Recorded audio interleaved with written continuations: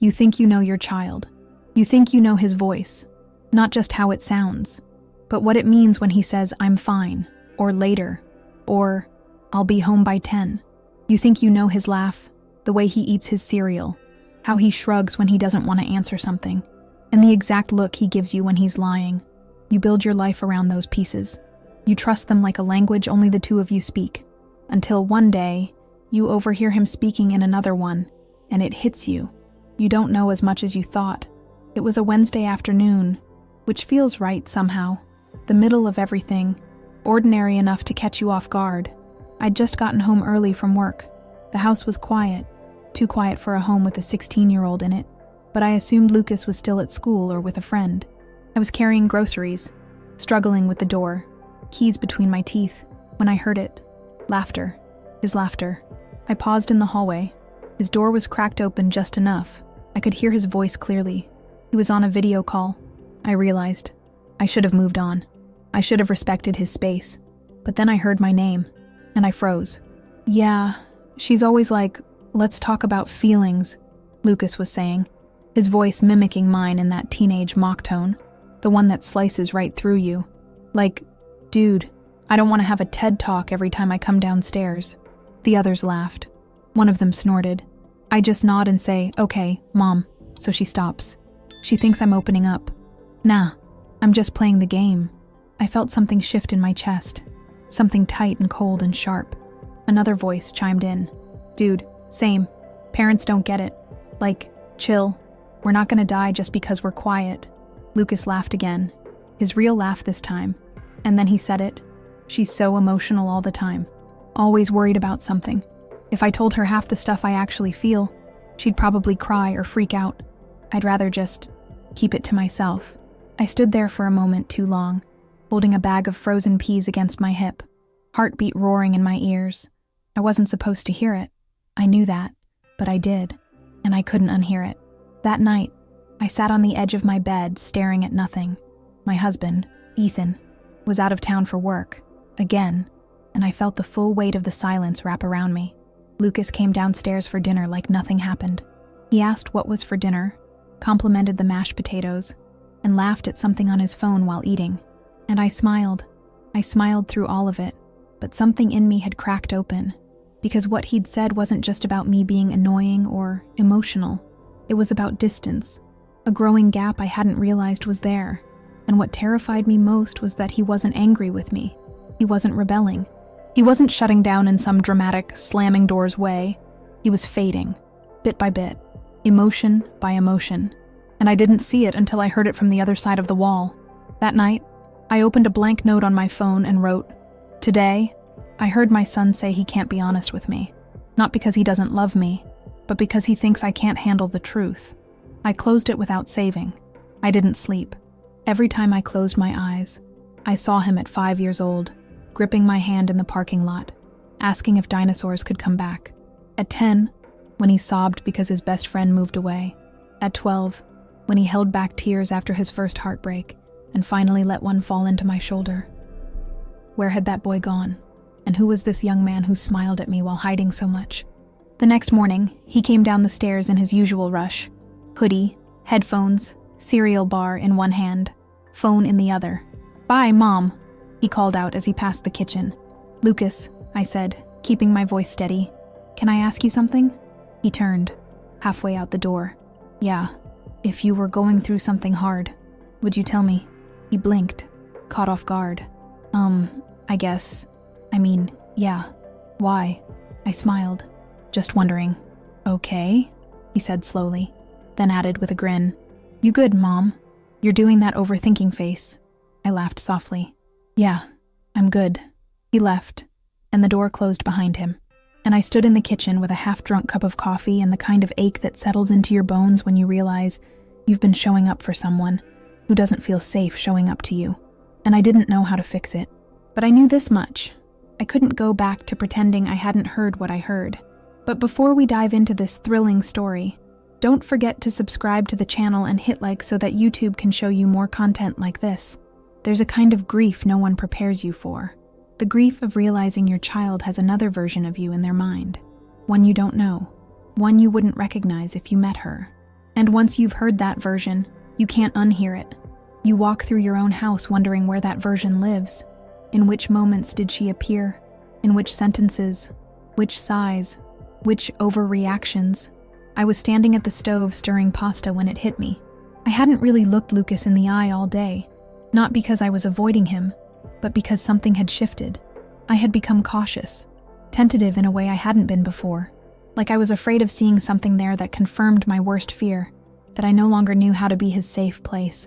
That week, everything felt too loud and too quiet at the same time. He came home from school, tossed his bag on the floor, grabbed a snack, disappeared upstairs. Same routine as always. But now, I couldn't tell if that was normal teenage behavior or a slow disconnection I'd been blind to. I cleaned the kitchen counters obsessively, organized the spice rack, which, let's be honest, had never once been in alphabetical order, and rewrote a grocery list that didn't need to be rewritten.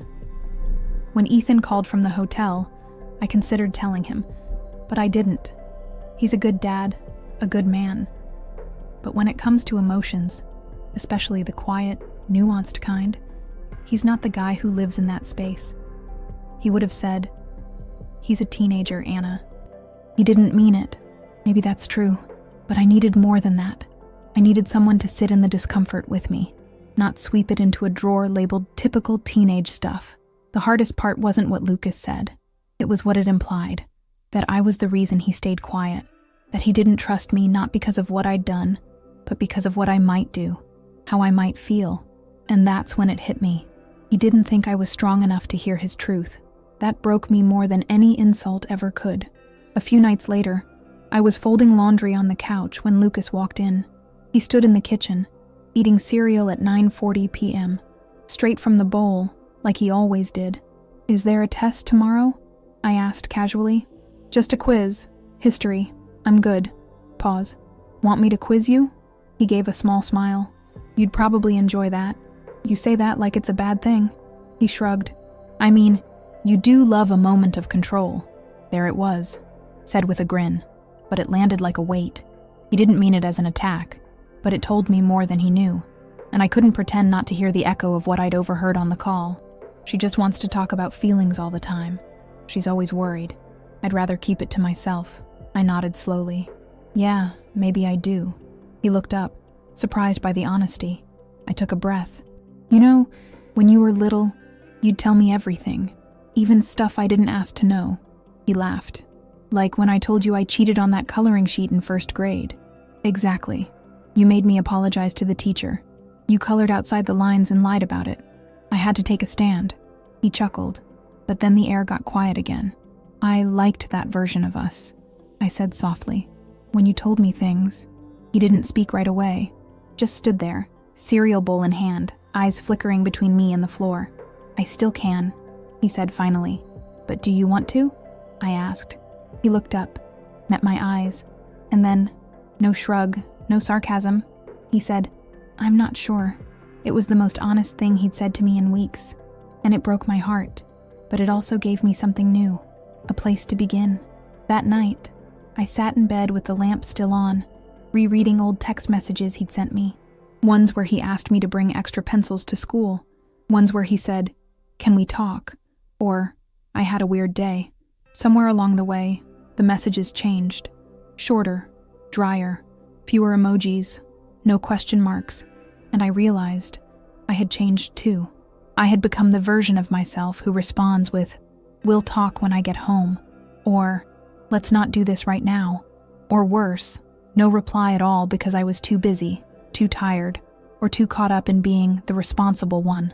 Parenting, I've come to understand, isn't just about showing up. It's about how you show up. And somewhere in the mess of school drop-offs, dinner planning, and trying not to let the world break me in half, I had stopped showing up with softness. I had stayed present, but not always available. And maybe, just maybe, he felt that too. The next morning, I left a note on his bedroom door.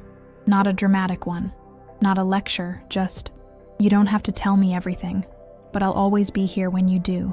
Mom." When I came home that evening, the note was gone. Not on the floor, not in the trash, gone. And when I peeked into his room later, I saw it, folded and tucked into the corner of his mirror. He hadn't said a word, but something had shifted, and for now, that was enough. There's this thing no one tells you about parenting teenagers. You can be in the same house, breathing the same air, using the same Wi-Fi, and still feel miles apart. They brush past you in the hallway. They answer with one-word replies. They eat the dinner you make without looking up from their phones. And if you're not careful, you start to believe they've stopped needing you. But then, out of nowhere, there's a crack in the wall, a sigh, a joke, a glance that lingers. And if you're paying attention, you catch it. If you're lucky, you don't miss it. And if you're really brave, you lean in. 3 days after I left the note on Lucas's door, he wandered into the kitchen at 8:12 p. M.I.'d, barefoot A, hoodie half-zipped, smelling faintly like cologne and gym socks. I was rinsing out a coffee mug. He leaned against the counter and said, "Do you remember that kid from middle school? Dylan? The one who used to bring Pop-Tarts in his pencil case?" I turned off the tap. Of course I remember Dylan. Pop-Tart Dylan. How could I forget? He smiled. Anyway, I ran into him today. He's kind of different now. What do you mean? Lucas hesitated. He's into stuff. Like, not just vaping behind the school kind of stuff. Like, real stuff. It's kind of messed up. There it was. A moment, a door opening. Even if just an inch. I wanted to ask a dozen questions. Who? What? When? How bad is it? Did he offer you anything? Are you okay? Are you doing anything? But I stopped myself. Instead, I said, "Sounds like you were surprised." He nodded. "Yeah, I don't know. I guess it just made me think." Silence. Not tense. Thoughtful. "Think about what?" I asked gently. Lucas shrugged. "I don't know. Just how fast people change. 1 year you're trading memes with someone, and the next, you're avoiding eye contact in the hallway." I swallowed the lump in my throat. "Yeah, that can be hard." He nodded again, and then, as quickly as he came, he drifted back to his room, but I stood there for a long time after, holding on to the weight of what he didn't say. That night, I sat in bed and thought about all the moments we miss as parents, not because we're absent, but because we're too eager to fix, too quick to react. I realized that, for Lucas, silence isn't rejection. It's space. Space to figure out how he feels before he shares it. Space to see if I'm really going to stay available, without trying to pry him open. The next day, I picked him up from school, not because he asked, but because I had a break between meetings and felt the urge to be near him. He tossed his backpack into the back seat and climbed in without his usual comment about my podcast playing too loud. We drove in silence for a bit. Then he asked, "Did you know that teenagers' brains are, like, chemically wired to take risks?" I raised an eyebrow. "Where'd you hear that?" "Health class." I smiled. "They finally teaching things that matter." He smirked. "They try." Then, after a pause, he added, "Our teacher said that it's not because we're reckless. It's because our brains are trying to learn what's dangerous and what's not. Like, it's part of becoming an adult." I nodded.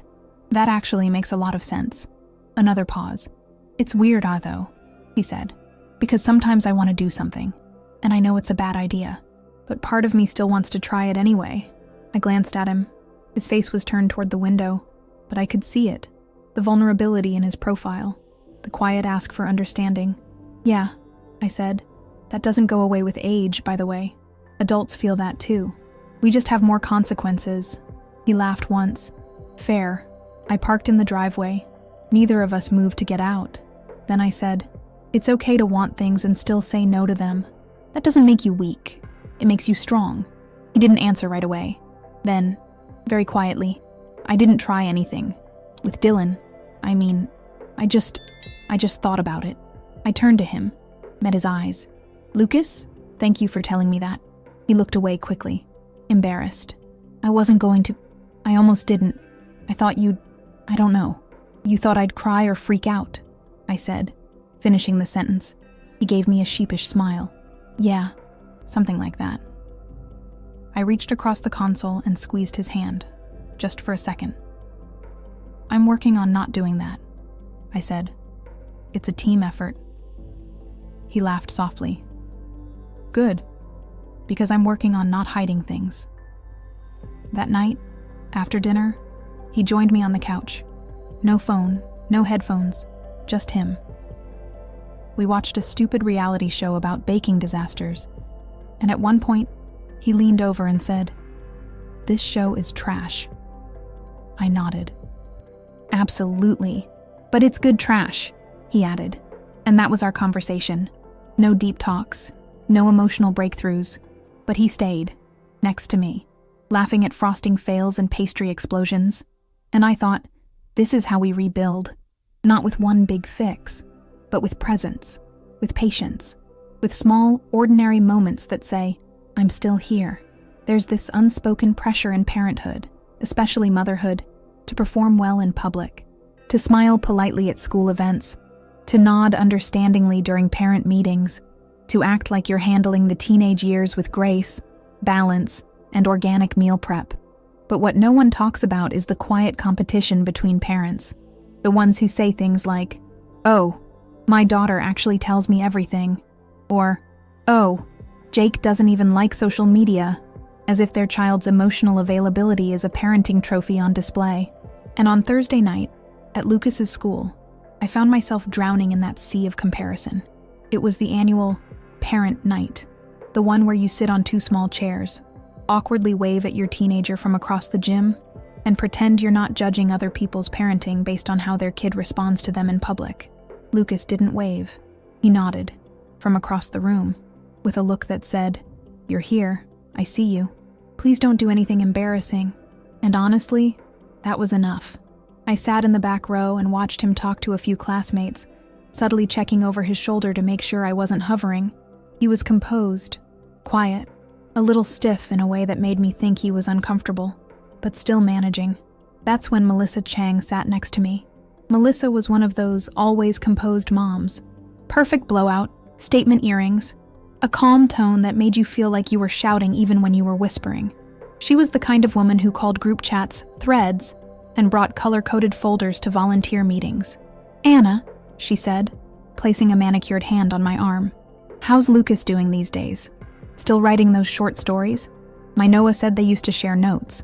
I forced a smile. "He's good. More into music lately. And gym, apparently." She nodded. "Noah said something about that. He also mentioned that Lucas hangs back a lot now. You know, kind of keeps to himself." There was no malice in her voice, but I felt it like a blade. "Oh, yeah.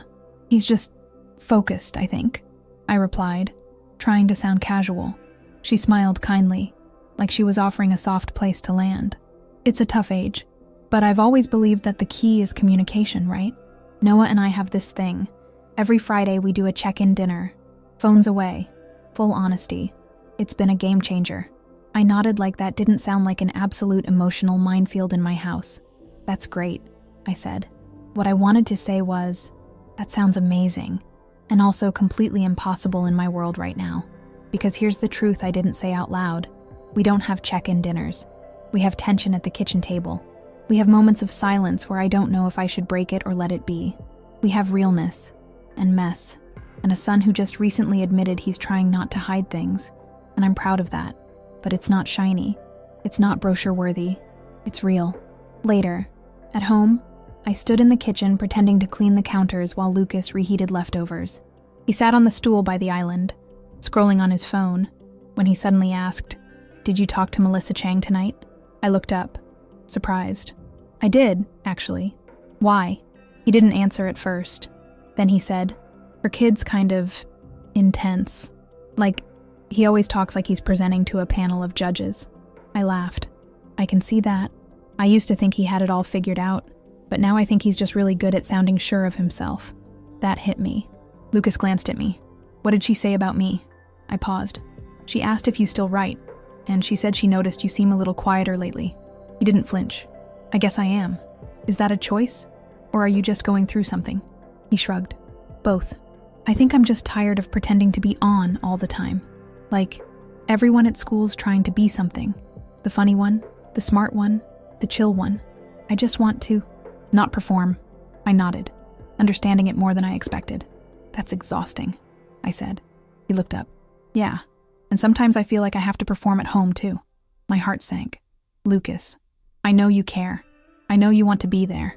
But sometimes it feels like you want me to say certain things. so you can feel like you're doing it right. Like I'm supposed to tell you I'm fine, or I'm not fine, or that I trust you, even if I don't know yet.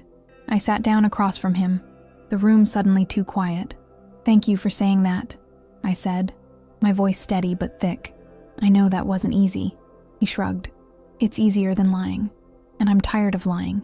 Then he added, "I'm figuring things out, but I'm not there yet, and I guess I don't want to be someone's gold star or red flag. I just want to be in progress. And God, if that didn't sum up every teenager, every adult, too." That night, I wrote in my journal again. He doesn't need a perfect mother. He needs a mother who's paying attention, who can hold the silence, who can stand beside him even when she doesn't know what to say. So tonight, I didn't offer advice. I didn't push. I just said, "I love you. I'm here. And maybe, for now, that's what progress looks like." Some days, motherhood feels like being handed a 1,000-piece puzzle with no reference image. You find little corners of your child, how he chews the inside of his lip when he's nervous, how he hates wearing socks, how he listens to old songs when he can't sleep, and you try to stitch those pieces into something that feels whole, something that tells you he's okay. But the truth is, you never see the full picture. Not all at once. Not all by yourself. Sometimes, it takes someone else, a stranger even, to show you a piece you didn't know was missing. It was Tuesday evening. Parent-teacher conferences. I'd signed up for the last time slot, not because I was trying to avoid the crowds, but because I needed the space, the quiet of a near-empty school hallway, the sound of my own footsteps echoing on polished floors, the soft hum of overhead lights. I sat across from Mr. Carter, Lucas's English teacher, a man with tired eyes, kind smile, and a coffee-stained mug that said, "Books, caffeine, survival." Same mug he had last year, that somehow comforted me. He pulled up Lucas's file on the screen and smiled. "Lucas is doing great. Thoughtful essays, sharp observations, a little more reserved in class this semester. But when he does speak, it's worth listening to." I smiled, something soft tightening in my chest. "That sounds like him." Mr. Carter tilted his head slightly. He wrote something last week that stayed with me. We did an assignment on what I wish adults understood about teenagers. I sat up. He said something about how hard it is to feel like you're constantly being measured, even by people who love you, that sometimes he wants to just exist without being interpreted.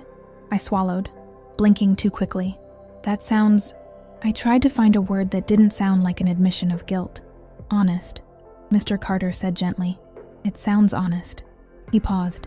"I think your son is carrying more than he shows, but I also think he's trying really hard to carry it well." I nodded, not trusting my voice, and in that moment, I didn't feel proud. I felt grateful that someone else saw him, that someone outside our home, outside our dance of miscommunication and mother-son landmines, could witness the depth I worried I was losing. On the drive home, I cried. Not the panicked kind of crying I did after finding out he'd shut me out. Not the angry, confused kind I did the night I overheard him with his friends. This was different. This was the ache of realizing that your child is growing in places you can't always reach, and that sometimes that's not a failure, it's just growing. Lucas was already home when I got back. He was sitting on the floor in the living room, his laptop open, earbuds in. He looked up when I walked in, one earbud still dangling. "How was it?" he asked, casually, like he didn't already know I'd been talking about him for the last 20 minutes. I smiled. "Fine. Mr. Carter still drinks out of that ridiculous mug." Lucas grinned. Classic Carter. I hesitated, then walked over and sat on the edge of the couch. Not too close. Not looming. "He said you wrote something powerful," I said. Lucas tensed slightly. "He told you about the essay?" I nodded. "Just a line or two." He looked away. "It wasn't about you." "I know," I said gently. "But it also wasn't not about me. And that's okay." Silence. Then, in a voice barely above a whisper, he said, "Sometimes I don't know how to tell you things without feeling like I'm disappointing you." I turned toward him, fully now. "Lucas, look at me." He did, slowly.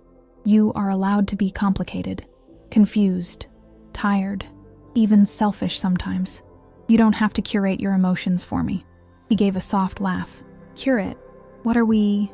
A museum?" Yes, I said, and you are the most unpredictable exhibit. That made him laugh, a real one, from the belly.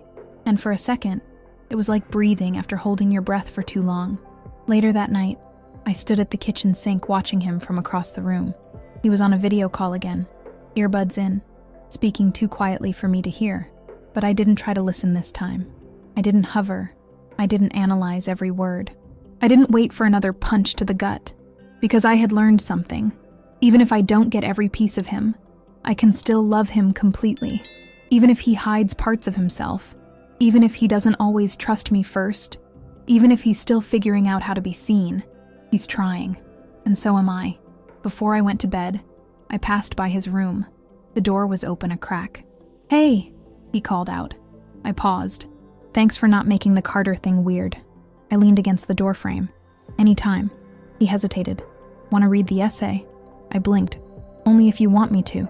He nodded once. "I'll send it to you." And then, just like that, the piece of him I thought I'd lost, he handed it back. Not because I asked, because he was ready. And if you are enjoying the story, help us out by subscribing to the channel and giving a like. There's something sacred about being let in. Not into a room, or a plan, or even a secret, but into someone's inner world, especially when that someone is your teenage son, especially when that son has spent months keeping parts of himself behind closed doors. So when I saw the email from Lucas land in my inbox late that night, subject line, "The essay, if you still want it," I didn't open it right away. I let it sit there, unread, glowing, heavy, not because I was avoiding it, but because I wanted to be fully present when I did. I waited until the house was quiet, the lights low, and the hum of the fridge the only sound. I sat at the kitchen table, the same one where he'd once built Lego castles and spilled juice boxes, and asked a million questions about planets and volcanoes, and why the moon follows the car. Now I sat there alone, staring at the words he'd written, my hands trembling slightly as I clicked open. It wasn't long, just a page, double-spaced, simple font, no fluff, but each word landed like a confession whispered in the dark. What I wish adults understood about teenagers. We're not just moody for no reason. Sometimes we don't know what we're feeling, and it comes out as silence, or sarcasm, or pushing people away, even the people we love. Sometimes we want to talk, but we don't know where to start, or we try, and the look on your face says, "This better not be something hard," or the tone says, "I need to fix this." And then we stop. It's not about rebellion. It's about trying to build a version of ourselves that can exist in the world, and we don't always want to build it under a spotlight. We need space, but not distance. We need adults to stop assuming we're hiding because we're bad. Sometimes we're hiding because we're scared, or tired, or trying really hard to figure out who we are and how much of that we're allowed to show. I sat there for a long time after finishing it, the kind of stillness that comes after a storm, not the violent kind, but the kind that quietly reshapes the landscape. I wasn't crying, not the way I thought I would. I was just breathing, slowly, deeply, for the first time in days, maybe weeks. Because for all the confusion, all the doubt, all the fear, here it was, proof that my son wasn't lost.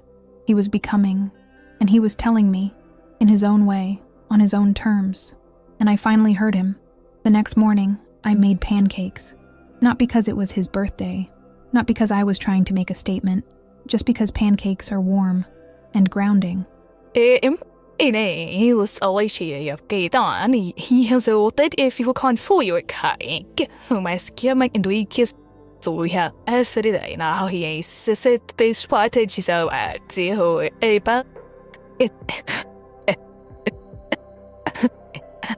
That I intend to head the kids, but the king piggy. It was honest. It was beautiful. He shrugged. I just wanted to explain things without making it a whole thing. I get that, I said softly.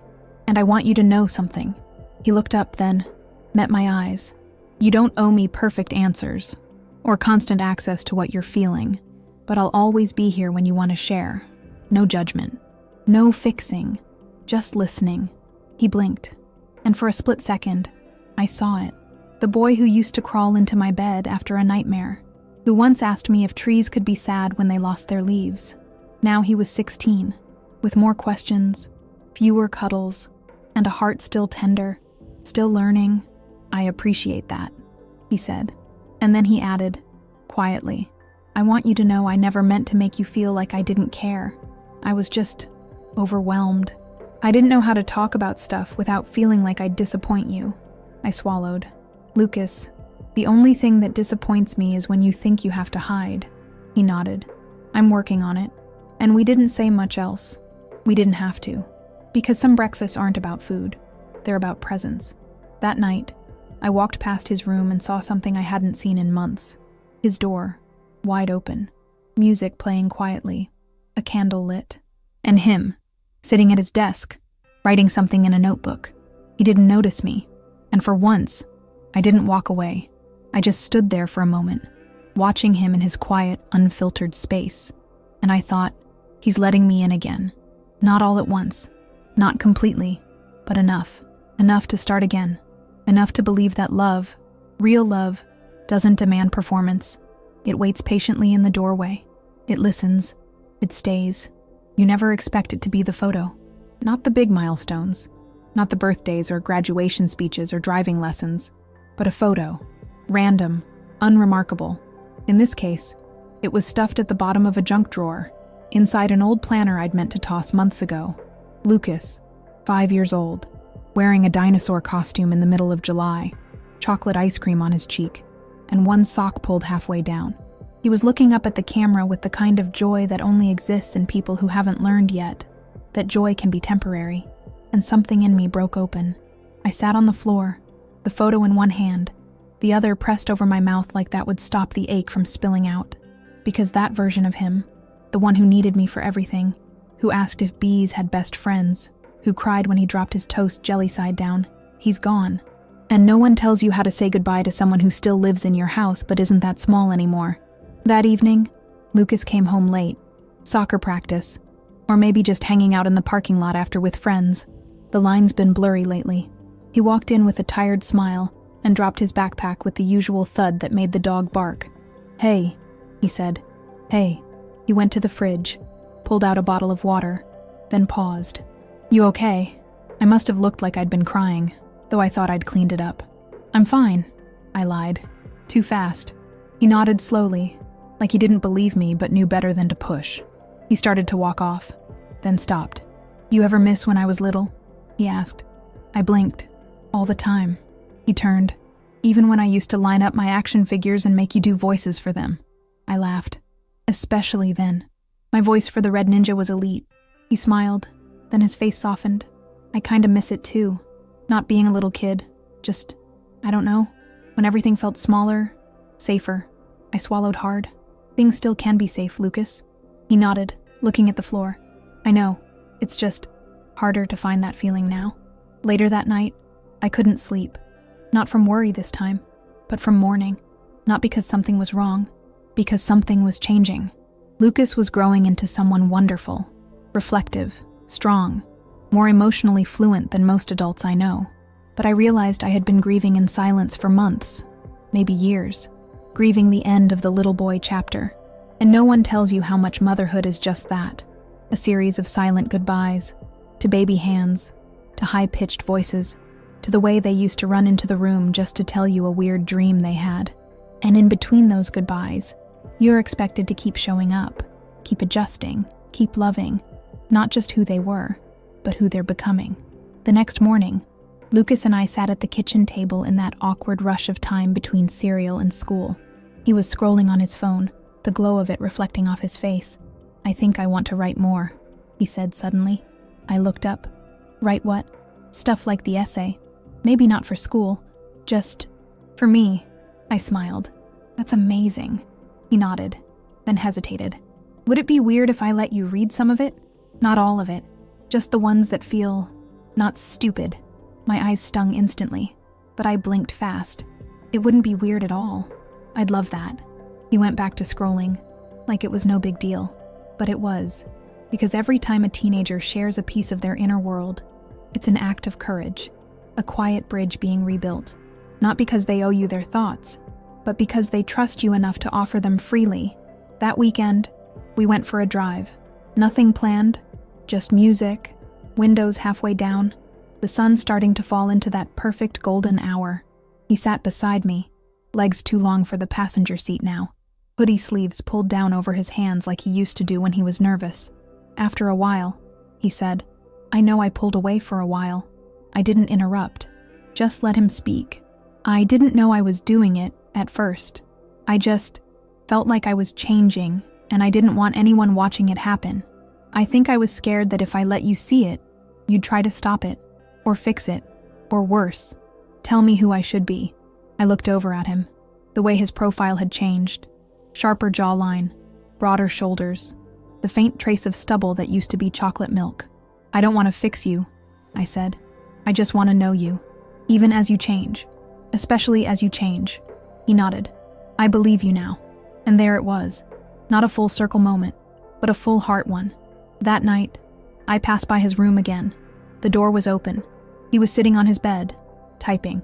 On the nightstand, next to a half-finished water bottle and the charger that never stays plugged in, was the photo, the dinosaur costume one. I stopped in the doorway. "You found that?" I asked softly. He looked up. "Yeah, it fell out of that drawer. I don't remember this day, but I look really happy." "You were." He looked at the photo again. "So were you." I walked in, sat beside him on the edge of the bed. "I still am," I said, just in a different way, and he leaned his head on my shoulder, just for a second that held 16 years of everything, and I let it wrap around me, because I knew, deep down, this was not the end of something. This was the beginning of a new kind of closeness, one built not on bedtime stories and band-aids, but on honesty, on space, on respect, on love that lets go, but never leaves. Some endings don't feel like endings. They feel like pauses, like the breath you take before the next step, the space between a question and an answer. That's what this feels like. Not a conclusion, but a quiet shift. A door that was once barely cracked is now open just enough to let the light in. And for now, for this moment, that's more than enough. It's been a few weeks since Lucas shared his essay, since he pulled the photo from the drawer and left his door open, and leaned his head on my shoulder like he hadn't in years. And no, things haven't magically transformed. He still retreats sometimes. He still answers with one-word texts. He still rolls his eyes when I remind him to wear sunscreen or ask if he needs a ride. But there's a difference now, not in how often he talks, but in how safe it feels when he does. He's not performing. He's not filtering. He's letting me see him, not just the polished parts, but the in-process ones. Last Friday, he came into the kitchen holding a sheet of paper. "I think I'm going to submit this to the school lit magazine," he said. He handed it to me, casually, like it wasn't a big deal. But it was, because letting someone read your writing is like handing them a piece of your insides. And he handed it to me. This one was about identity, about how teenagers are constantly asked who they are before they even know how to answer. It was about masks and pressure, and how sometimes the bravest thing a person can do is say, "I don't know yet." When I finished reading it, I looked up and said, "Lucas, this is beautiful." He shrugged. "It's just real." Exactly. Later that weekend, I was out running errands. On my way home, I stopped at a red light, looked up, and saw a group of teenagers walking past the crosswalk. Loud, confident, full of energy like they owned the pavement. Lucas was among them, not at the front, not in the back, somewhere in the middle, smiling, talking, not performing, just being. And I sat there behind the wheel, the green light blinking, and felt something warm settle in my chest. He was okay, and so was I. That night, we ordered pizza, watched a dumb action movie, argued over who got the last breadstick. Normal stuff, beautifully, exquisitely normal. After the movie, I started clearing plates. Lucas leaned against the counter. Same spot as always, same posture, the one that used to feel like distance but now felt like comfort. "Hey," he said. "You know that night you heard me talking to my friends?" I froze, then turned slowly. "Yeah, I knew. Like, I didn't know at the time, but later I figured it out. You were quieter after. I could feel it." I waited. I didn't mean it the way it sounded, he said. I was trying to sound cool, or whatever. I thought if I said what I really felt, they'd think I was soft. He looked up at me, honest, vulnerable. But what I said, that wasn't really about you. It was about me, and I'm sorry. And I didn't need a long speech. I didn't need tears or a dramatic hug. I just stepped forward and said, I forgive you, and I love who you're becoming. He smiled, still working on it. Same, I said, and we laughed. The kind of laugh that closes one chapter and quietly begins another. That night, as I crawled into bed, I wrote one final line in the Notes app where I'd been journaling everything. He didn't need me to be perfect. He just needed me to stay. End of chapter 8. End of story. If you'd like, I can now help you with a title for the full story, thumbnail text ideas, video description, or even turn this into a narration-ready script for YouTube or podcast format. Would you like me to assist with that? If you enjoyed the story, give it a like and subscribe to the channel to support us. We'd also love it if you left a comment telling us which city you're listening from and whether you identified with this mother in any way. Have you ever gone through something similar to this story? If you can, share it with another mother who might be needing this dose of affection and hope. You are very important to us, and we thank you for being part of this community of reflection and love.